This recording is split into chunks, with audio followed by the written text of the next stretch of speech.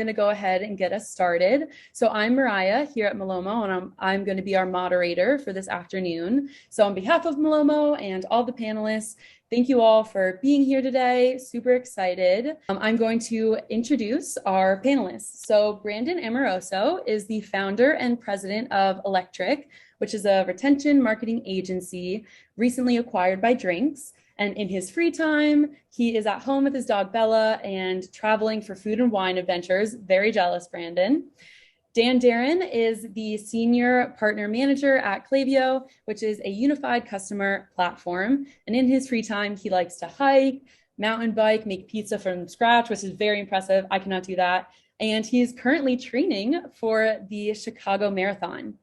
Yao Inning is the CEO and co-founder of Malomo, which is the post-purchase, post-purchase tracking platform. And when he is not fearlessly leading the Malomo team, he is at home enjoying fatherhood with his 2 kids and wife. Eric Adler is the VP of Partnerships at Rebuy, a personalization platform that creates intelligent shopping experiences. Outside of work, he also enjoys skiing, biking, running in the mountains, and of course, spending time with his family. And Jenna Dobrin's unique and diverse experience ranges from media and advertising to e-commerce tech.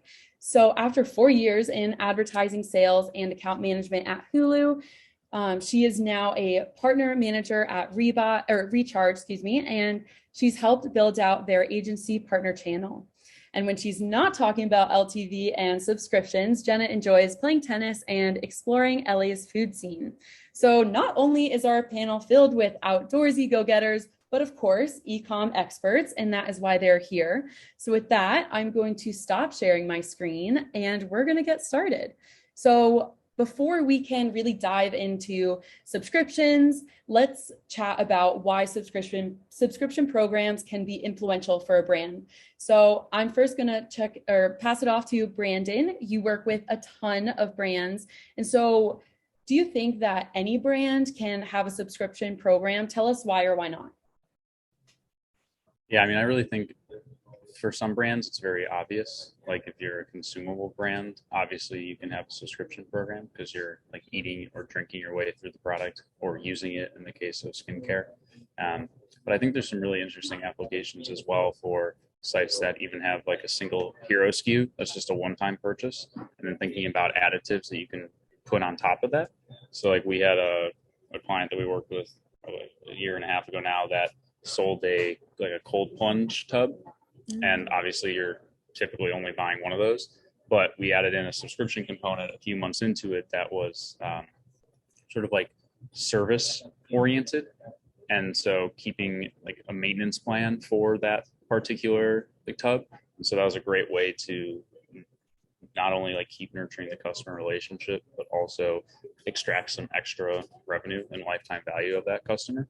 So I think that's probably the weirdest use case I've seen for subscriptions.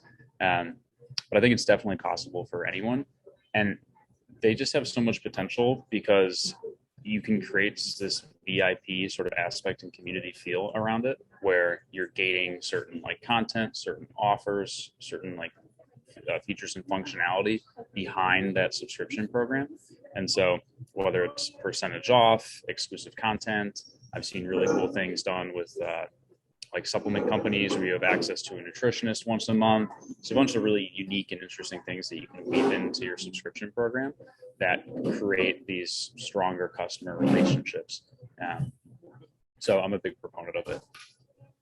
Yeah, no, that's awesome. Thank you for sharing. I love those unique use cases because I feel like it can be difficult to kind of take a step back and be like, okay, subscriptions, you usually think about consumer goods, but how can you really tie in different ways, different models to, that relate to your brand? And so I'm going to open it up to the rest of our panelists. Can you all either, you have the same question as Brandon, why do you think any brand can have a subscription program, or even why do you think that a subscription model has a ton of potential for brands? Yeah, I can chime in. I think Brandon, hit the nail on the head perfectly that what comes to mind kind of naturally when you think of subscriptions are those replenishable goods. So certainly, brands in the health and wellness category, like supplements or skincare or food and beverage, like Brandon touched on, makes a ton of sense. But I do think he's spot on that there are interesting use cases for brands that maybe you wouldn't necessarily think of. I think one emerging category we're really seeing on the recharge side is the fashion and apparel category. So again, not a category where you would think, let me subscribe to a pair of sunglasses and get a different pair every month, but you can implement something like a membership model where a customer can pay a recurring fee to access special benefits. So similar to kind of the Amazon Prime approach, where you're paying that annual membership fee to access other cool benefits and opportunities. One brand that comes to mind that we work with is Pella, which is a phone case company. So again, not one that would necessarily, trigger subscriptions, but they implemented a VIP membership offering called the Pella Collective. And when they launched that, they saw 7,000 subscribers join in the first 2 months. Also was great for average order value increases, having maybe that phone case purchase one time, but also that membership ad as well. Just, created a great additional upside for the brand. So yeah, I think to your point, Mariah and Brandon's point, definitely some unique use cases that wouldn't necessarily come to mind when you think subscriptions, but are really successful. And I think one thing with those unique subscription programs, with the ability to let your customers know what's going to be coming, especially if it's like a random, let's say a t-shirt of the month club or something, you can always just skip it. So if you have those transactional emails and text set up, that way you're not having people churn, you're just allowing them to skip, but still keeping them on as a member. Yeah. One thing to add, so Rebuy, where personalization, a lot of that is product recommendations, so cross-selling and upselling existing customers. So subscriptions obviously increase the LTV, but it also gives brands additional tools to cross-sell and upsell and recommend products, whether it's one-time or subscription, in those relevant use cases. So it's another tool in the toolkit for brands that have more than one product. Yeah, I love that point, Eric. I think the personalization aspect, I know we're definitely going to touch upon. And I think, Brandon, to your point of the transactional emails and really communicating, if you're going to skip an order, that's what a subscription program can do to elevate and really make sure that they're catering to each of their customers. And so one thing that is very important for the customers, for the subscription experience, is of course the customer journey. And so with that, Yao, I'm gonna toss you another question, is where do you see that brands can specifically in the post-purchase space, so like those transactional emails that Brandon just touched upon, where can brands elevate their subscription program or adoption? Yeah, for sure. Thanks, Mariah. So when you think about transactional messages, they tend to be the most open, most viewed messages, especially around post-purchase order delivery. Customers really want to know where their stuff is. I think one of the benefits of subscription businesses is that it naturally has built-in touch points that you can start to leverage to build your business in creative ways. So obvious low-hanging fruit is using those touch points to just make your customers aware that you've got a subscription program that exists and some of the benefits that it provides. Your customers are super excited to hear from you, so why not introduce the program to those consumers at the time? And then if you're trying to get more advanced, I think a lot of merchants that are starting to really drive their subscription business forward, they're doing a couple things. They're starting to segment their post-purchase experience based on subscription status, right? If somebody's a first-time buyer, You should be highlighting your hero subscription products, trying to upsell those first time buyers into a subscription of that product. Like Eric was saying on the Rebuy side, right? They do a really tremendous job of being able to like handle that logic for you. And so another thing that I think about, and Jenna touched on this a bit, is, you know, I also think you need to like think about the lifestyle of your consumer, like how your product fits into that lifestyle. I think the best brands are, you know, they're not only able to make the subscriptions a utility for the customer, but they're also thinking about ways to make the brand a utility. So you don't always have to think about like subscription, like Jen was saying, in terms of like what product you're selling. It's like, what do you also unlock by being part of this like unique group or program? And so what other content can you be delivering to that consumer alongside the product? Like for CPG brands, right? Recipes are a great example of this. How do you weave in your product into their daily, weekly, monthly routines that's valuable for them? So I think there's a lot of opportunities there on post-purchase because it's such a highly engaged part of the customer experience. There's so much you can do to really unlock the value of that program. If I can build on top of that, I think one of the things Malomo is really good at in particular is being able to add the content on the post-purchase experience and educate consumers on what type of value they'll get through a subscription. One customer that is a Klavio customer is Italic.com that has a membership program, and they do an incredible job about explaining the benefits of their membership. And they get me every time, but one of their benefits is like a Tuesday sale that's for members only. Well, they'll heavily discount one of their products that's in high demand or they have overstock, and they send it out. But you're constantly seeing reminders of what type of value you get through that membership and that post-purchase experience that they have. Yeah, that's a great point, Dan. I love that you bring up memberships too, because it fits right into the subscription category. And so that's a great example, right, of making sure that you have all the information that a customer should know right at their fingertips, right? It's all about making the information easily accessible. And of course, yeah, you touched upon this of transactional notifications getting very high open rates, right? So it kind of pairs very nicely in that experience. And so I'll ask Jenna, Eric, and Brandon if you have anything else to chime in as to how you've seen like post-purchase, membership, subscriptions all tie in together. Yeah, no, I think Dan and yeah, really hit the nail on the head. I think to kind of build upon the idea of, you know, that post-purchase experience, just really creating a nice natural touch point, like Yao mentioned. So I think one thing we're seeing is merchants really leaning into having the right promotional messaging strategy as well as the right transactional messaging strategy, and really meeting a customer where they are and making the, you know, order management or the ability to access a sale or a promotion just really frictionless. So whether it's implementing you know, managing order notifications through SMS. Recharge has an SMS product that allows customers to manage their subscription in a really frictionless way. I know Brandon has a ton of experience working with that product.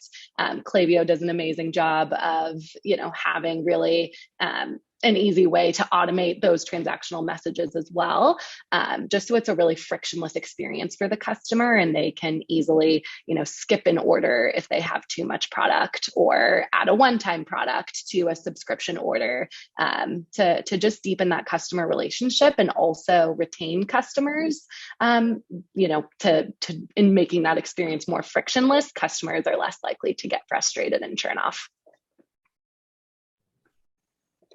My favorite thing to do with all of our brands is take the Malomo transactional flows and like split them out based off of properties that we have on them in Klavio. And so the one that we do with every single brand that we work with is one shot versus subscription. So that way all the one shot transactional messaging, and on the landing page, it talks about the value props of the subscription. And so that way it's really a nice funnel for your one-shot customers to then move into subscription. And because of the fact that there's so much volume and traffic on that order tracking page. They're just consistently being hammered with that messaging around why the subscription program could be of value to them. Yeah, so with personalization, we see lots of good moments to introduce product recommendations, and post-purchase is a great one. So the panels, reference this in different ways, but Rebuy has a strong rule builder that's complemented with our AI engine, and those recommendations can be incredibly relevant and compelling for the user. So not only does it create a great experience for the buyer, but it also is an opportunity to increase AOV of that initial purchase and ultimately the LTV of the buyer. So just a great moment in time to introduce product recommendations. Yeah, we include the Rebuy widget in all of our Malomo order tracking pages too, which has really helped a ton in terms of driving conversion. I heard a really great quote from one of our partner marketing managers on our team. He said that oftentimes customers think, they've made the purchase and that's it. But for us, it's really just the beginning. Like there's so much more that you can offer and unlock in that next phase of the journey, which I think everyone's touched on is such a valuable time. So, making that customer aware and having that constant communication, like, hey, you're in our community now, and serving up that right relevant content and messaging to continue that journey. And one other thought there. So for me, even for brands that I have a lot of affinity for, it's hard to stay on top of the products that they offer and what I want to buy. So these recommendations end up, for me, I shop at Mountain Hardware a lot, so a lot of outdoor gear, and there's just always new stuff that I could be buying, and it's hard to stay on top of what's available, and knowing what's available is half the battle. And so I think it ends up adding a lot of value to the buyer as well. That's such a good call out, Eric. Like introducing newly launched products, like when you subscribe to things, you almost a lot of times put that stuff on autopilot. And then you don't think about it until the next purchase occurs, and you make sure you need that thing in that moment. It's such an awesome opportunity to introduce like new things that you're doing. Olipop does this.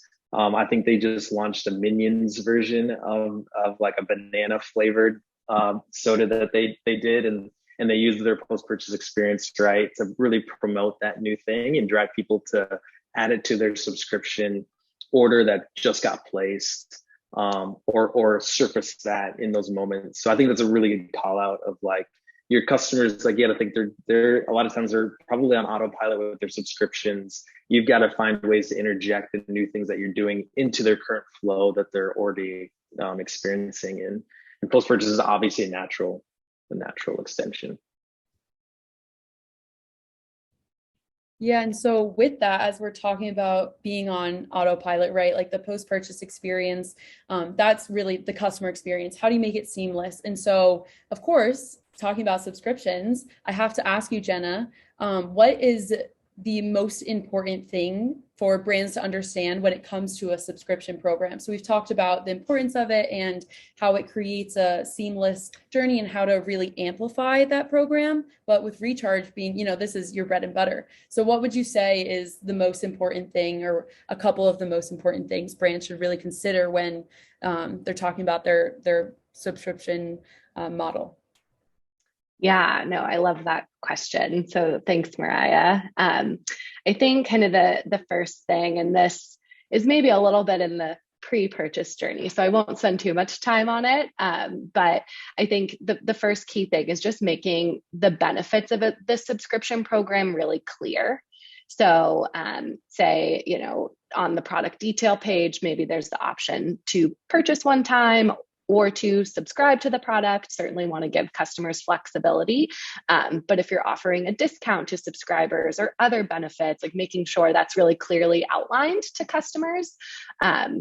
We're seeing some merchants, and I think Brandon touched on this too, maybe in the post-purchase side, but also in the pre-purchase side, having a subscription landing page. So a dedicated page on the site for that subscription program and subscription products. Again, just kind of taking advantage of the site real estate to highlight the value of why subscription matters to that customer.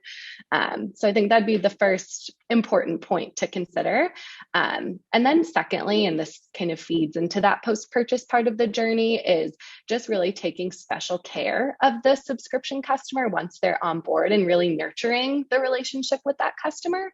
So that could be in the form of making sure customers have flexibility in their order management, which we touched on. So making sure you have the right communication strategy set up, whether that's through automated flows with Klaviyo and Malomo or via SMS, again, to just meet a customer where they are and foster that really frictionless order management experience. I think that's just such a critical part of retaining customers. And then, subscription customers really are so valuable. They're the gift that keeps on giving. So leaning into those customers, and I think to Yao's point, while they are a bit on autopilot, which is great because you're getting that recurring revenue, really taking the time to nurture that relationship and sending educational content or the right communications to lean into that community specifically and speak to them specifically, I think is really critical to seeing a subscription program grow. I have a question. Jenny made me think of this. And Jenna, Brandon, Dan, would love to maybe hear your thoughts on this. Like, I see this trend now happening with two-way communication, where like you talk about relationships, Jenna. Subscription customers are like the epitome of what a relationship looks like for an e-commerce brand. But it's still, a lot of brands I think are still in this mindset of like, we're pushing out stuff. Have you seen any merchants start to like turn their strategies towards more like open-ended conversation prompts to start a conversation? And how, like, if so, how are brands doing that? I can take a crack at this, but I think one interesting thing we're doing as a company, but also what we're encouraging our customers to do as well, is to actually interview your customers, right? There's so many times where a brand will talk to their customers and they realize that their product is being used in a different way than what they either like intended to make the product for, or just understood about their customers.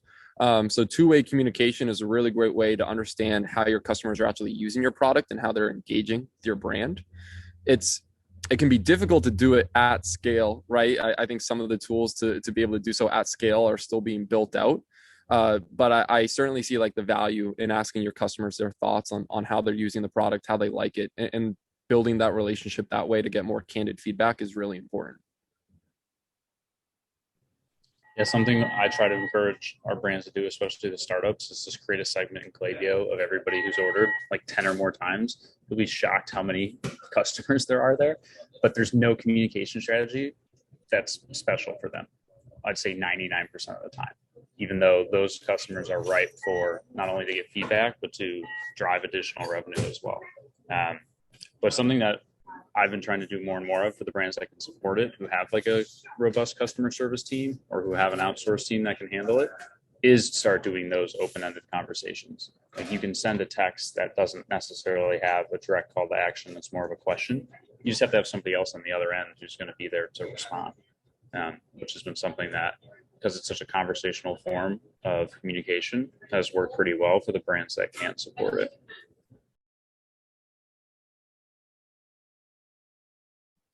Yeah, those are all great answers. And this perfectly segues into a question, Dan, that I wanted to ask you is, so we've been talking about like the importance of communication and two-way communication, interviewing your customers, all of those perhaps newer things or things that merchants are trying out or will be in our future. And so, Dan, my question for you is, how can brands specifically leverage Klaviyo to build up that subscription adoption in their transactional messaging? So we've talked about like segmentation. If you could dive into that a little bit deeper, I think that'd be great.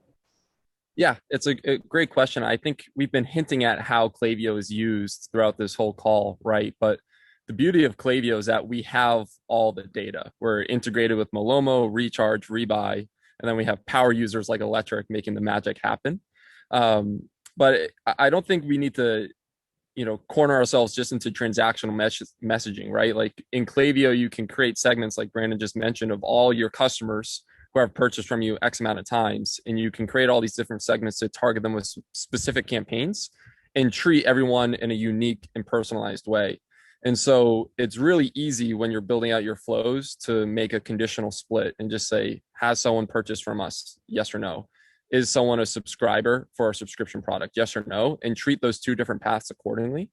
Then when it comes to your transactional messaging, where Malomo really excels is what was mentioned earlier. You guys have all these extra added points of shipping notifications, order in transit, order delivered, and so on, which gives you all these different touch points to be able to, again, split out your flow to be like, is this person a subscriber or not in this specific touch point, and personalize it even further there.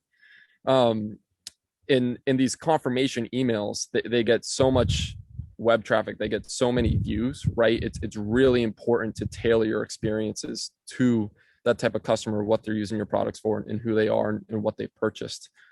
So I think the beauty of Klavio is allowing you to get all your data in one place and really understand who your customers are so you can interact with them appropriately throughout the entire customer journey.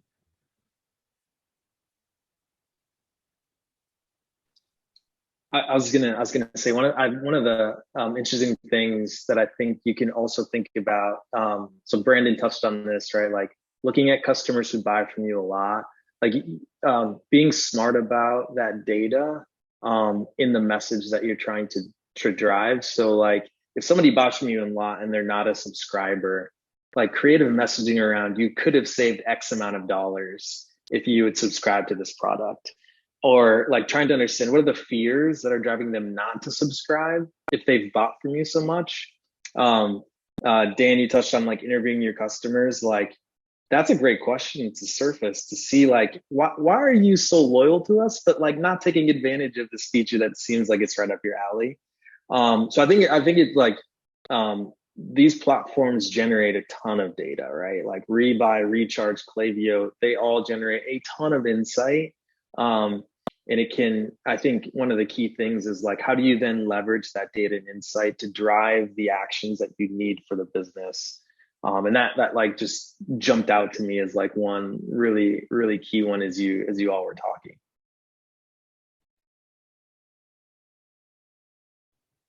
Yeah, totally agree. And to come back to something we talked about earlier, especially where one of like Malomo's strength is the content at the end or in that post-purchase experience, right?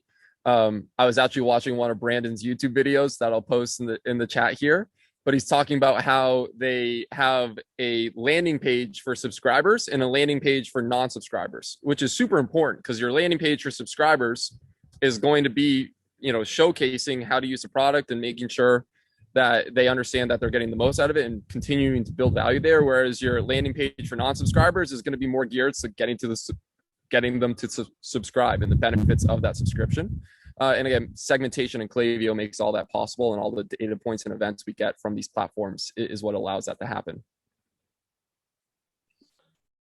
And I think to build on that, part of what we see in our data is the more personalized the offer is, the higher the conversion rate is, the higher the AOV is. And so fits perfectly with a segmented approach with Klaviyo emails. And personalizing it at scale for all of our customers.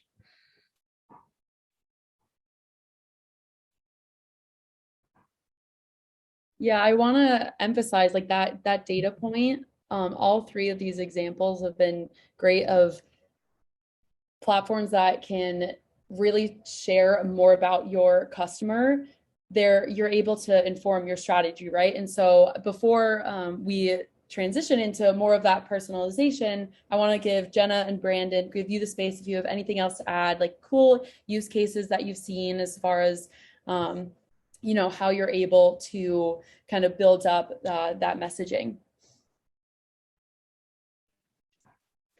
Yeah, I can add in. I think the question about the power of Klavio, one thing that I've been thinking about, which is on that same vein of creating just really seamless experiences for customers. We have a great feature with our Klavio integration called Quick Actions. And Brandon has been a great adopter of this and implemented this strategy with a lot of the brands he's working with. But essentially, quick actions are links that can be embedded into Klaviyo flows and campaigns that allow a customer to take an action on their subscription just by clicking that link. And then there's a two-step authentication process, and then that action gets taken. So a customer doesn't necessarily have to log into their account to make a change to their subscription. So I think there's just been some really innovative and creative ways to make that customer experience even easier, taking the guesswork out of it. So definitely, something that we're seeing adopted more and more as a way to just keep order management easy. And again, meeting that customer where they are and putting that power in their hands. Yeah, and the reason why I love Klavio so much is because we can do so many different just crazy things based off of the fact that every other app that we use plugs in there.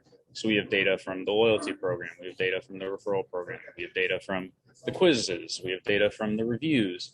So even little things like taking an automated flow, okay, somebody just left a 5-star review, but they're a one-shot customer. Now let's communicate with them in a particular way that will get them over to the subscription because they literally just gave a 5-star review like a minute ago. Here's the perfect time to start to communicate with them to get them over.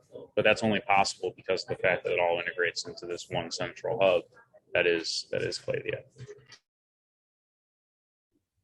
If I can make a shameless plug, tune into our product event tomorrow to hear more about what Brandon's saying on our data capabilities.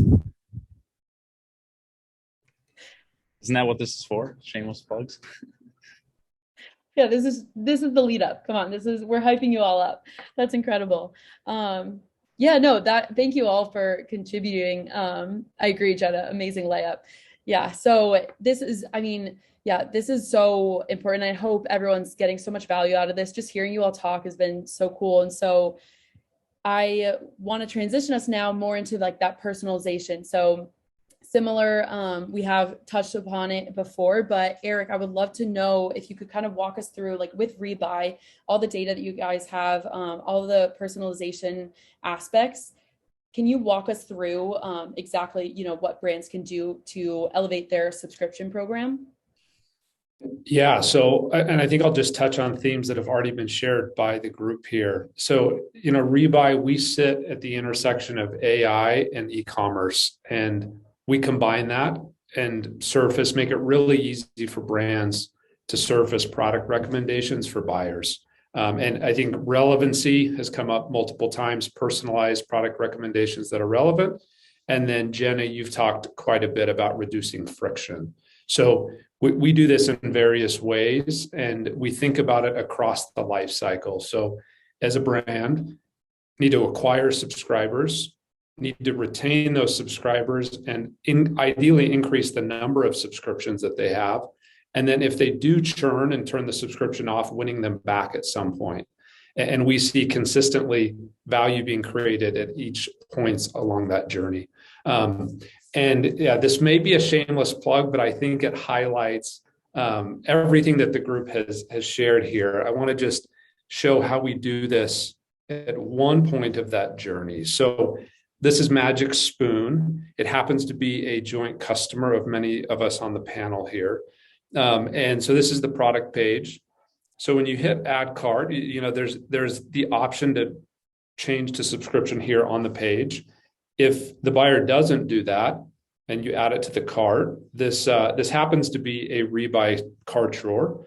We call it Smart Cart, but it could be any cart drawer. And we make it really easy, reduce friction to switch this into a subscription, switch this one-time purchase into a subscription. You can adjust the frequency here right in the cart to align with what that buyer actually needs, increase the length with which they stay on the subscription. And then here, it's really easy to add a one-time product to that subscription purchase.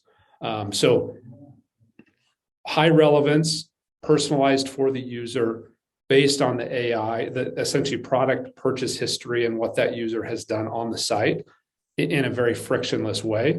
And that increases the number of new subscribers.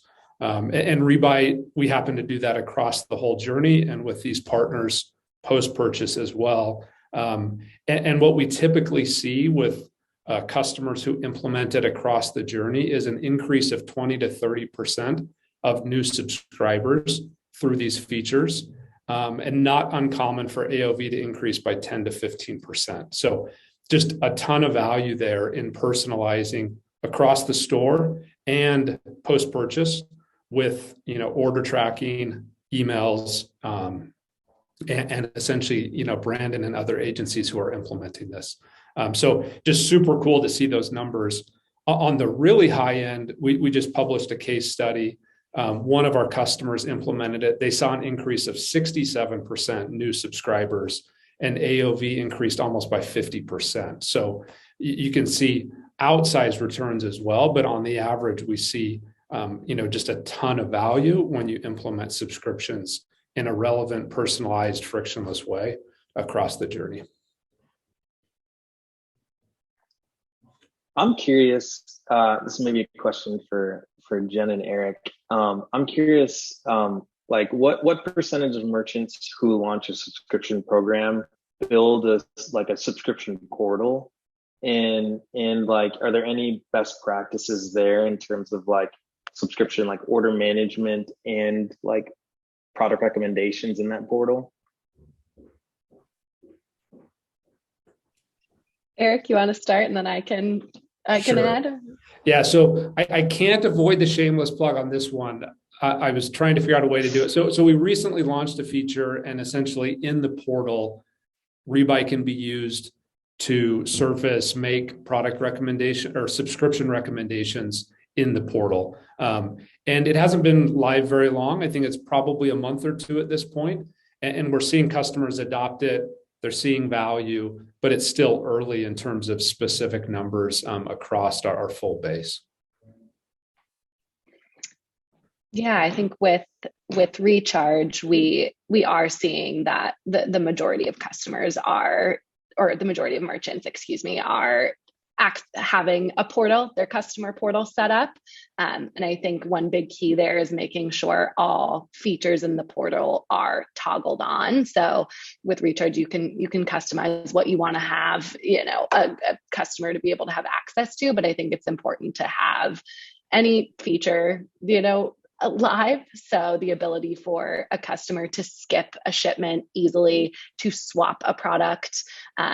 In our out-of-the-box customer portal, we have a product grid that has other products within the suite that a customer can easily add on one time or add as a subscription. Definitely seeing a lot of that behavior adopted.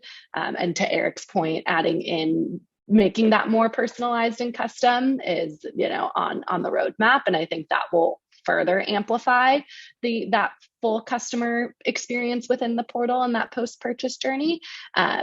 But today, I definitely think the customer portal is critical to keep that LTV high and retention, strong.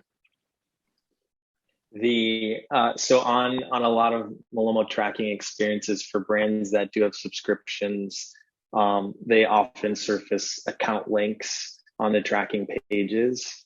So when they're tracking their current order that's in transit, often going to the account page and managing their subscription as well.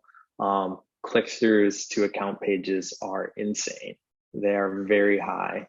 So I was curious to hear across merchants what y'all are seeing in terms of these merchants building custom portals or portal management for subscriptions, because we see a lot of engagement around that on the tracking side. Yeah, and it's still early on our end, but we anticipate this being a key moment for merchants and brands to increase the number of subscriptions per subscriber. So, anticipate a real good return in terms of LTV and length of that customer. Yeah, that's a great question, Yao. I'm gonna see Brandon and Dan, do you have have you seen similar trends as far as Eric just mentioned like a key moment in the customer experience as far as portal like subscription portal management goes? You want to go first, Dan, or should I? I think you have the more relevant experience here. So, I mean, one of my goals when we're working with a brand is how can we use email and text to actually not have them go through the portal, which is, I mean, there's a lot of value to once you get in the portal, like creating some content experiences and also having like the additional product upsells. But for some people, like the ideal is that they just do everything via email or text. And so how do we take the benefits of the portal and like get them into our email and SMS communications? And so like with quick actions, for example, I can theoretically never even log into my account, which for me would be great. Like I'm getting shown like Rebuy recommended products within there. I'm getting shown I can skip, I can ship now, I can add an upcoming product to this order. All of it can be managed right within just the email. And because of the fact that it's transactional too, I'm going to receive it and I'm most likely going to interact with it as well. So one of our goals is to think about reducing friction. And the portal is great, but there's always inherently a little bit of friction with having to like log in and getting in there. So I think there's a lot of value to try and think about how can you take the benefits of the portal experience and try to create them in email and text. Yeah, I think that's such a great point, Brandon. I think we've seen with the launch of our recharge SMS product and having Klavio quick actions, that functionality as well, just the savings that we're seeing in customer support costs for brands, to Brandon's point, if you're not able to log in, that immediately creates friction and is frustrating. So to take that out of the equation, we have some great data that shows that that hypothesis is exactly spot on, that it has reduced support costs significantly for brands. Yeah, with Recharge SMS, like there's not an account I've been in yet that doesn't have the increase in the lifetime value for the users that do interact with SMS versus those who don't. And so the more you can get, even if it's a skip, which like historically you'd think, oh, maybe if you're skipping, it's going to reduce LTV. It actually doesn't. It has the opposite effect. So it's been super, super valuable for us. But there's some really cool portals out there too, especially like if you turn it into sort of like a membership hub. So not only do you get like all the product recommendations from Rebuy, but then you have like some gated content that you can only get to through logging into the portal. I think that's where the portals can get really neat. Yeah, that's a great point. And I love that you offered up another option, right? Because that just feeds into the personalization as far as giving multiple options for each customer, like what they prefer, right? If you want to go into your portal and really have it be, make sure that you have all the boxes checked, everything's right. Or if you just want the frictionless way of through email and SMS, you have both, right? That's the beauty in all of these technologies being able to work together and having powerhouses to then implement these technologies and really infer on the strategy. And so I know we just got a question about the recording, which I answered in the chat, but I wanted to share live just so everyone knows we will be recording because this has been phenomenal information. So thank you all. We're going to move into our Q&A section. So we've gotten a couple. Now, how we're going to go about these, I'm going to pitch them to the group unless they're specifically targeted towards someone, and then we'll have a discussion about all these questions. So Preston, I see that you just pitched one, and the question for our panelists is, how do you recommend or see brands intersecting memberships/loyalty programs with subscriptions? So whoever wants to take a first spin at it, go ahead. I'll quickly add my 2 cents, but this is why collecting all the proper data points and events in Klavio is so important, so that you can segment out your loyalty program members, your subscription members, your memberships, and also find the overlaps, right? And treat each customer differently. Whereas like if someone's a subscriber, but not in your loyalty program, you can be tailoring your messaging to include them into your loyalty program, or on the opposite side as well. So being able to properly segment your customers and make sure you have all the integration set up is really, really important. So many times we'll hop into a brand's account and see that they're using Klavio, they're using Rebuy, but they don't have the two integrated. So connecting the dots there is really important to make sure that people are utilizing all these tools properly.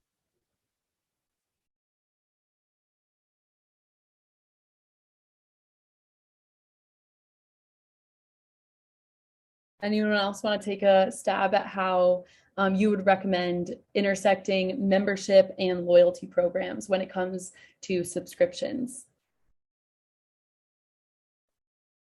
It's a great question, Preston. It's a hard question. I was trying to think through this a little bit, because like one of the things that you don't want to do, right, is have the one program cannibalize the other, right? Like you want to really focus on a strategy and drive that strategy. So if it's like we need to build our loyalty program, you likely want to find more ways to surface that program to people who are not in it. But then that's another opportunity where you also might want to drop in subscriptions. And so I think it's a delicate balance between like potentially A/B testing that strategy and seeing what works the best for your brand in those moments.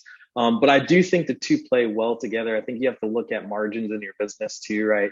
Likely if you've got a loyalty program, you're giving discounts, giving free product and gifts to those customers to maintain their loyalty. If they're subscribing, you're also likely discounting on that subscription. So like thinking really critically about the margin and whether somebody is in both of those programs against that product. But I think the two also, it's natural, like hand in hand, that they work together.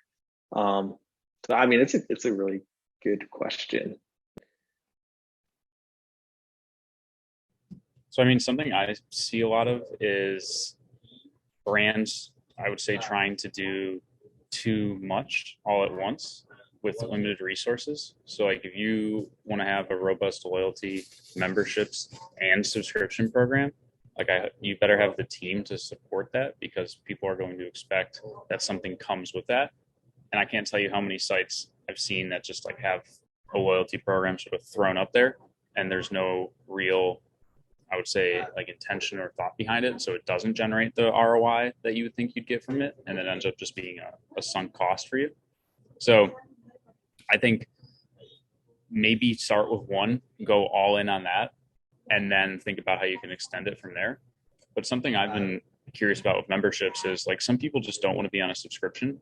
So if you have all these gated perks to your subscription program, maybe your membership gets you access to those gated perks, but you just can purchase one time now, but still get the same benefits that you would have as a subscription customer.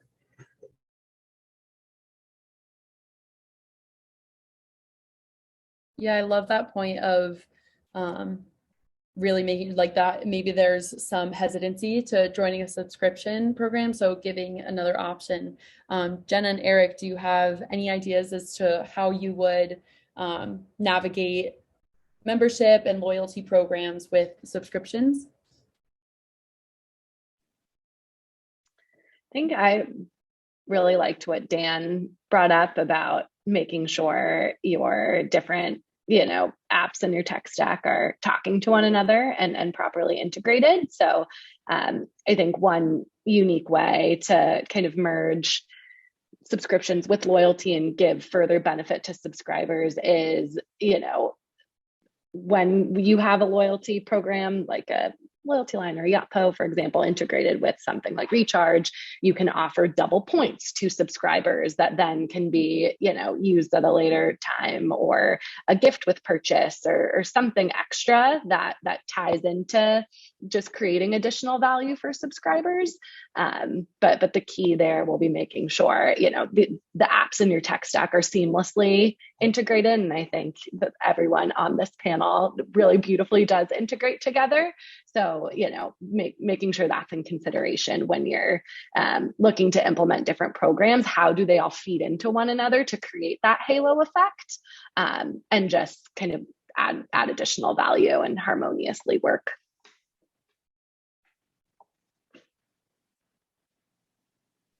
Yeah, for sure. I really like that point, Jenna, and emphasizing all of that. Yeah, that halo effect. Aaron, or Eric, before we move on, do you have anything you would like to say before I got another question sent to me? I think just real quick, I mean, with our customers, we're always looking for new opportunities to cross-sell and upsell. And this group has touched on that, but another opportunity to take what's being done in the loyalty program and cross-sell products, subscriptions that are outside of that program. And yeah, making sure that that's coordinated. Yeah, that's a great point. I love that. So got another question. And so we've been talking about giving flexibility to your customers and creating that frictionless experience. But I think we could all agree it's inevitable if it's inevitable that some customers are going to have maybe not so great of an experience. So how can you kind of rectify, being either the brand or the technology, how can you rectify that bad experience that a consumer might have through a subscription program? Another hard hitter. Can you repeat that last part so I can fully digest it? Of course I can. So if someone has a bad experience with a subscription program, how do you rectify that? Either from, a brand's or technology point like automation, something of that sort. I mean, I guess it depends on what the negative experience was. But again, like if somebody leaves a negative review, you can have a Klavio flow associated with that, and then you can also have something in Gorgeous set up to automatically like get to that customer and try and address it right away. Try to get on the phone with them, talk to them, see what went wrong. Sometimes there are things you can do. Sometimes not. There's not always going to be a solution either. But I think having some automations built around it will help for sure.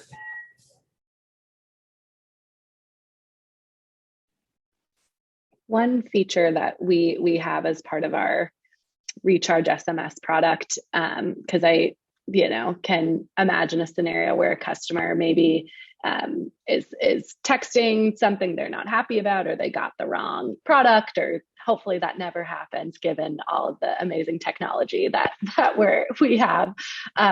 But one thing with Recharge SMS is it does send an automated prompt to the customer where they can, choose from a menu of options. But if the customer, writes something that's outside of that prompt, that automatically does feed into whatever help desk integration that the merchant has set up to kind of take it into the CS side.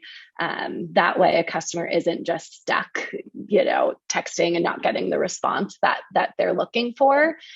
So having those things in place, I think helps, just combat some of those situations where a customer might be frustrated, and getting them right into the hands of support or in a ticketing system to make sure that issue gets resolved, I think it is really key.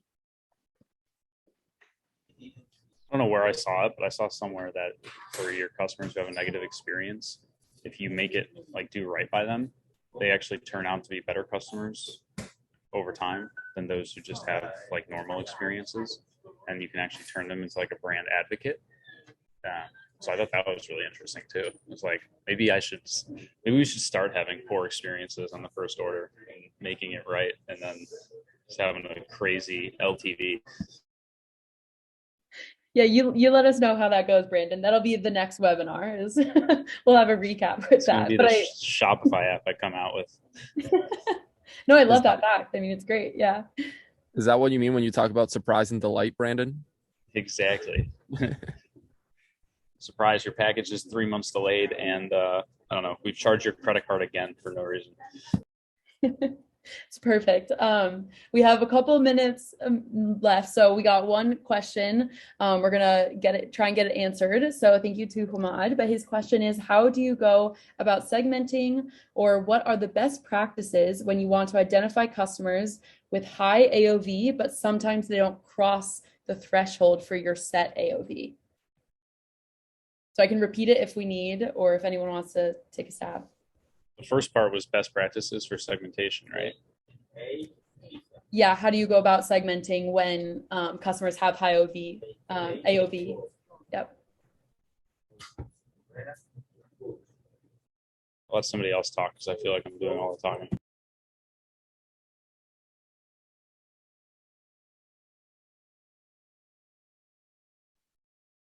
I feel like you should go. Or I Ben. can just keep talking. Yeah. Go for it. So I think for segmentation, just in general, I like to think about what could be a value in terms of personalization of an experience. And then from there, you can back out how do I need to segment to get to that personalization, but also even earlier than that, like now that you know what you need to segment, how do you get the data? Like, is it zero party data? Is it first party data? So in this case with AOV, it would be first party data. And what sort of tactics can you use to get it higher? Whatever let's say they're spending $50, but you want them to be spending $60. Well, just like send them an email saying if they spend above $60, they're going to get X, or something along those lines would be one really easy thing I think you could potentially implement. Or if they're on a subscription, incentivize bulk but less frequency. So as opposed to ordering 1 unit every month, order 3 every 3 months. Keep your shipping costs down and boost the AOV that way as well. Those are just a couple things. Yeah, those are great. Does anyone want to add something in before we wrap it up real quick? Everyone good? Okay, well, perfect. I think that's a great note to end on. Thank you so much for everyone, for our panelists, for anyone that worked to get this up and running so that we all could be learning here together. Thank you. It has been wonderful and we appreciate you. Like I said, we will be sharing the recording, so look out for that. And if anyone has any questions or comments, feel free to reach out to us. But it's been great. Thank you to everyone who engaged in the chat as well. Bye. Thanks, everyone. Thanks. Good to see you, everybody.